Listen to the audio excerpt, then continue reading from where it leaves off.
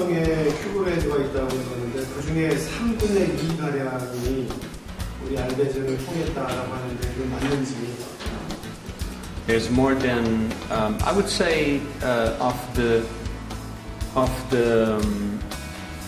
close to 13 or 1400, so 1,400 큐그레이더s. I probably taught close to 1,000. 그 큐그레이더가 커피 현장에서 어떤 역할을 하는 건지.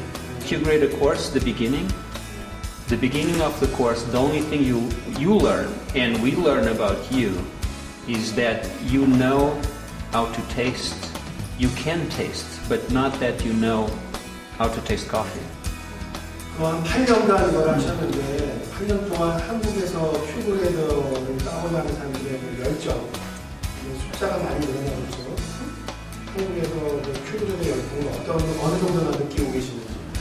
The only difference is the 큐그레이더s in Korea. Unfortunately, for the 큐그레이더 program, someone grabbed this program and used this program as a tool to make money. Not good. Because in Japan, I've been teaching in Japan since 2004. They have less 큐그레이더 there than you have here. 100 less. You're not better because you have more 큐그레이더s. Actually, you are worse. So unfortunately, there's so many 큐그레이더s in Korea, and they think because they have a certificate that says, I'm a 큐그레이더, now I know everything.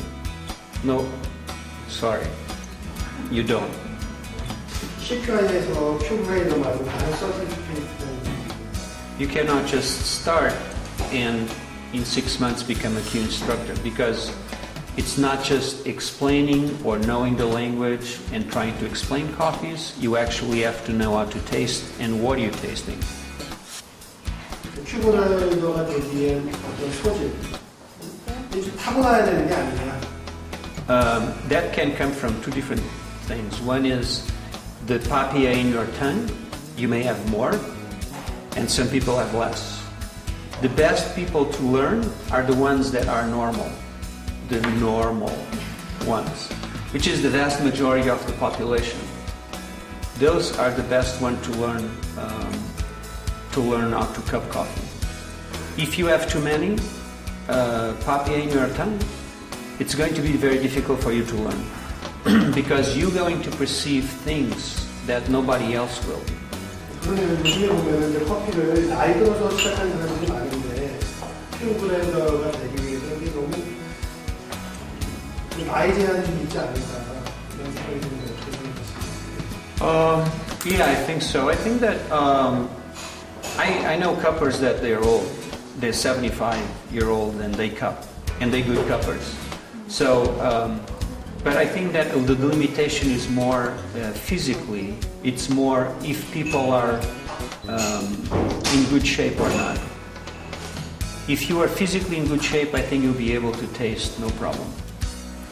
We start with the cups that have just the dry coffee inside. And the reason we start with coffee like this is because first thing you do, you're going to smell it, right?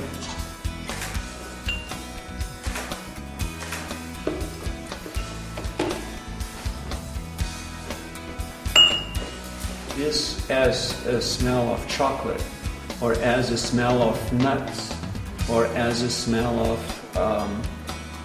vanilla, lemon, and so on. And then the next step I do is I want to, you ready? I'm going to pour the water.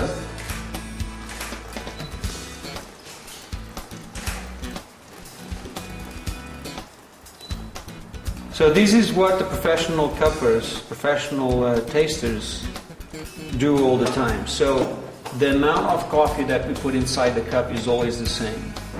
The amount of water for the amount of coffee is always the same. The quality of the water is always the same. The temperature of the water is always the same. The mixing has to be in such a way so you get everything wet, right? So, and then Now I'm starting my watch and I'm going to wait for 3 minutes. And 왜 4분인지. you have to wait for all good things. You have to wait. The coffee needs to extract. So when you put coffee, a certain amount of coffee in a certain amount of water, you have to wait so the water and the coffee just get together and the water extracts. If you don't do that, then it's not done. So it's not going to taste right. If this is too hot, if the temperature is too hot, your perception of sweetness diminishes. So you never want to serve coffee very, very hot because people would not enjoy it. Less than 10 minutes, I'm going to burn my mouth, so I don't touch it. What I do is I smell it, but I don't actually physically taste it. Wait 15 minutes and then you can taste it.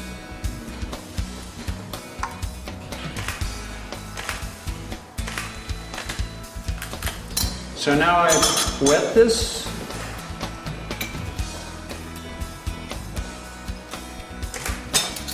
You see how now it's all clean? There's nothing floating? Because you don't want to get this in your palate. Otherwise it will affect the way you taste.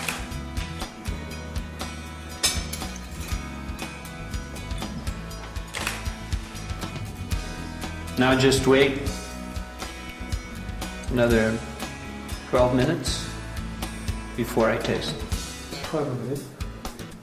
Well, because it's been 3.5 minutes, actually more like 10 minutes before I taste, because it's been 6 minutes since I put the water. 특히 좀 커피에 한국 사람들 같은 경우에는 짠맛을 많이 해요. 커피 자체 생두에 짠맛이 있는지 없는지에 대한 논란이 있는데 커피에 짠맛이 있는 건지 없는 건지. If a coffee is acid, you wouldn't say, oh, this has as much acidity as a banana. Right? If you do a pH test, as actually the banana is more acid than the coffee is. And the reason for this is when you taste something, your background is very important for how you feel, right? So you're asking, okay, so people here in Korea, or you're asking people in Korea, they have a certain background, they like certain types of foods, so they like salt, right? So if you like salt and you have foods with a lot of salt on, most likely the salt that you have in coffee, which is a very small amount, and this is why it's difficult to taste coffee and give it a number and get to the same conclusion, because we all have different backgrounds. I'm going all over the world, so for me it doesn't matter. I'm balanced, or I'm calibrated, let's say. But the Korean person is used to a certain type of foods and another type of coffees. When people talk about salt in coffee, I don't really think that they cannot actually relate salt, the salt like potassium, to salt in coffee. There's no potassium in coffee. I never tasted any coffee that was so strong in salt that I could say, yeah, it's salty. Also, maybe because I'm not trained to get the salt. You know, I'm trained to get the sweet.